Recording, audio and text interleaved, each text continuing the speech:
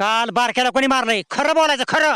मी नव्हतं काय तो कस काय तुझं नाव सांगतोय मग. इकडे बघ इकडं ही आमची केस काय उन्हाने पिकली नाही ती. इकडे बघ रेटीन मी. हा left right left right left right left right left right. हे आता आमचा 15 ऑगस्टचा कार्यक्रम आहे त्यामुळे प्रॅक्टिस चाललंय.